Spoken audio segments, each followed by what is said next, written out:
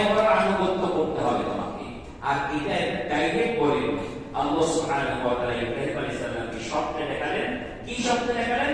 যে তিনি স্বপ্নে দেখছেন যে জবাই করছেন। সুবহানাল্লাহ। প্রথম 8 তারিখে দেখলেন, 8 তারিখে দেখার পরে তিনি একটু চিন্তিত হলেন। এই জন্য চিন্তার দিন বলা হয় এই দিবসে, 8 তারিখে ইয়াউমুত তারবিয়া, মানে চিন্তার দিবস। চিন্তা করছেন আসলে আমি স্বপ্নে দেখলাম সন্তানকে জবাই করছি, এটা কি সত্যি সত্যি নাকি এটা কাল্পনিক কোনো স্বপ্ন? তারপরের দিন আবার স্বপ্নে দেখলেন সন্তানকে জবাই করছি। তারপরে তিনি সিদ্ধান্ত নিলেন, চিনতে পারলেন অবশ্যই যে আল্লাহ 2 দিন আমাকে এটা স্বপ্নে লিখেছেন ছেলেকে জবাই করছি, এটা অবশ্যই আল্লাহ পাকের পক্ষ থেকে আমার উপর কি অর্ডার ওহী। চিনতে পারলেন। এই জন্য 9 তারিখে বলা হয় ইয়াউমুল আরাফা, মানে চিনার দিন। আরাফা মানে কি? চিনার দিন, জানার দিন, বোঝার দিন।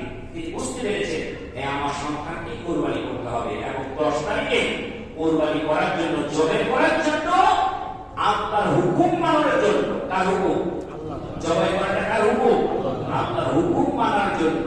কি জবাই করবে? নিজের কলিজার টুকরা যে সন্তানকে শেষ করে রেখেছে, সেই সন্তানের চেয়ে ভাগ করতে আর পৃথিবীর